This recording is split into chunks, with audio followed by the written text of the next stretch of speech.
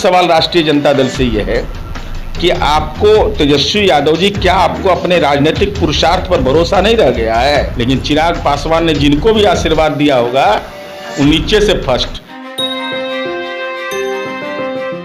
नमस्कार, हेडलाइंस बिहार देख रहे हैं। मैं हूं आपके साथ बिरजू सिंह। 2 सीट तारापुर और कुशेश्वर स्थान पर उपचुनाव हो रहे हैं। उपचुनाव में राजद और कांग्रेस दोनों मैदान में है।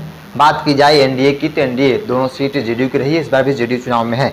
लेकिन अब बात हो रही है तैयारियों की, क्योंकि तेजस्वी यादव लगातार इन दिनों मीटिंग कर रहे हैं और इस बार जो बीते दिन उन्होंने मीटिंग किया 2 दिन पहले, उसमें तमाम जो प्रत्याशी रहे हैं विधानसभा चुनाव में, पूर्व एमएलसी, एमएलए या एमपी की बात की जाए, सभी लोगों को बुलाया था और उन्होंने एक, कहा जाए तो होमवर्क कहिए, जो कुछ भी उन्होंने टास्क दिया और कहा कि जाइए दोनों सीटों पर एक एक पंचायत को टच कीजिए, एक एक बूथ को टच कीजिए, क्या कमी है, क्या लोग क्या चाहते हैं और क्या हम लोग को करना चाहिए, तमाम चीजों पर काम शुरू कर दीजिए और लोग शुरू भी कर दिए। इतनी बड़ा जो तैयारी जो है आरजेडी तरफ से किया जा रहा है। इस वक्त मेरे साथ जेडीयू के मुख्य प्रवक्ता है नीरज कुमार। आरजेडी इतनी भव्य तैयारी कर रही है, आप लोग कैसे देखते हैं? विधानसभा उपचुनाव में तथाकथित महागठबंधन के घटक दल एक दूसरे को पॉलिटिकल इंजेक्शन दे रहे हैं। उसी बीच में राष्ट्रीय जनता दल ने यह निर्देश दिया कि दल के माननीय नेतागण पंचायत में जाकर प्रवास करें और पंचायतवार जिम्मेवारी दिया। तो हमारी उम्मीद यह है कि वो दौर तो है नहीं, खौफनाक दौर कि रात में चलने में डर लग रहा हो, रात में कहीं रहने में डर लग रहा हो। गांव में प्रवास करें, वहां रहें और वहां रह करके लोगों से यह बताएं कि माननीय नीतीश कुमार जी ने तो सड़कों का जाल बिछा दिया, हमको मौका दीजिएगा तो हम सोना का सड़क बना देंगे। यह बताएं लोगों को कि भाई माननीय नीतीश कुमार जी ने तो अब लालटेन की जो आवश्यकता थी वह खत्म कर दिया, घर घर बिजली पहुंचा दिया। तो राष्ट्रीय जनता दल के यह नेता पंचायत में बताएंगे कि देखिए हमारे पास नवरात्र के बाद आध्यात्मिक एनर्जी है, आपको बिजली का कनेक्शन कटवा लीजिए, आप एकदम आराम से रहिएगा, कोई आपको चिंता नहीं करेगा, आपका पंखा भी चलेगा, आपके घर में बल्ब भी चलेगा। यह भी बताएंगे कि आप हमारे शासनकाल में, देखिए चरवाहा विद्यालय यहाँ पर था, अब वहाँ पर नवोदय विद्यालय और पॉलिटेक्निक कॉलेज और एएनएम संस्थान खुला है। तो बताएंगे कि भाई माननीय नीतीश कुमार जी ने तो ये 3 संस्था खड़ा किया, तो चरवाहा विद्यालय से कितने बच्चे पढ़ करके यूपीएससी टॉप किए, बीपीएससी टॉपर हुए, इसका फलाफल बताएंगे। साथ ही साथ जो कृषि योग्य फर्म की जमीन थी, वहाँ पर जो बीज उत्पादन होता था, वहाँ चरवाहा विद्यालय खोल दिया।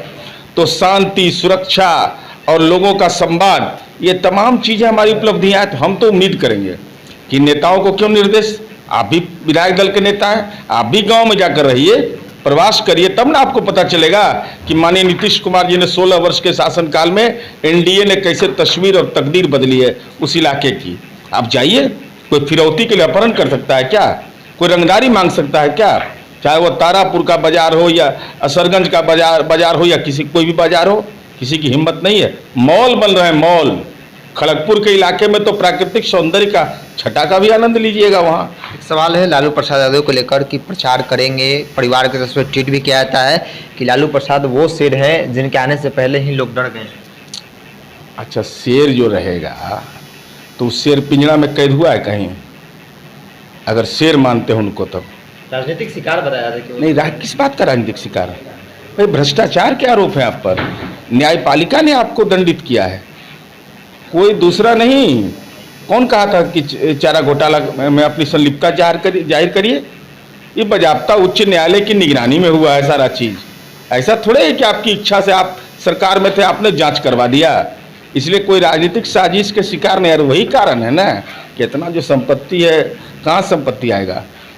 हम लोग नहीं हैं, हम लोग भी 13 साल से विधायक है, कहाँ हम लोग को हो गया? ये लोग को कैसे हो गया? बोले कौन बिजनेस है ऐसा? प्रॉम्प्ट बिजनेस तो बताना चाहिए लोगों को। इसलिए लेकिन महत्वपूर्ण विषय यह है कि आदरणीय लालू प्रसाद जी, जो न्यायपालिका में प्रे किया गया था उसमें यह कहा गया था कि वो गंभीर रूप से बीमार हैं। उनके परिजन कहते हैं कि एम्स के डॉक्टर की निगरानी में है। तब माननीय तेजस्वी यादव का परिवार, अब कोई कहता है कि आएंगे, कोई कहता है नहीं आएंगे। तो मेरा सवाल राष्ट्रीय जनता दल से यह है कि आपको तेजस्वी यादव जी, क्या आपको अपने राजनीतिक पुरुषार्थ पर भरोसा नहीं रह गया है?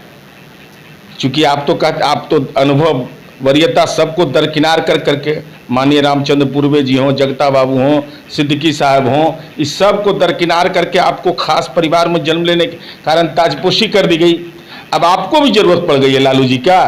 तो लालू जी का जब जरूरत है, इतना सम्मान लालू जी के प्रति था, तो विधानसभा चुनाव में पोस्टर से नाम काहे गायब कर दिया, बैनर से नाम काहे गायब कर दिए थे। इसलिए कम से कम हम तो अनुरोध करेंगे कि अगर एम्स के डॉक्टर ने कुछ कहा है तो स्वास्थ्य का रिपोर्ट भी पढ़ करके अपना उनका अंदरूनी मामला आएंगे तो आए। अच्छा है, घूमे, कितना सुंदर सड़क उड़क है, चकाचक है एकदम, 5 घंटा में कहीं से कहीं पहुंच जाएंगे, कोई चिंता नहीं, बिजली भी मिलेगा, सब है, सुरक्षा भी है, कोई दिक्कत नहीं है। एक अंतिम सवाल है, तारापुर से आप भी घूम कर आए हैं, वहाँ पे चिराग पासवान का संसदीय क्षेत्र के अंतर्गत पड़ता हो, भी वो भी कह रहे हैं कि मेरा क्षेत्र है वो, तो हम लोग इस बार बाजी मारेंगे। हाँ बिल्कुल बिल्कुल, एकदम यही बताना चाहिए कि विगत लोकसभा विधानसभा चुनाव में और जो उनका जमुई था, चकाई था, उनका दूसरा सिकंदरा था, वहाँ कितना वोट आया है, सैकड़ा में कि 1000 में, कितना में थे ये बताएंगे नहीं।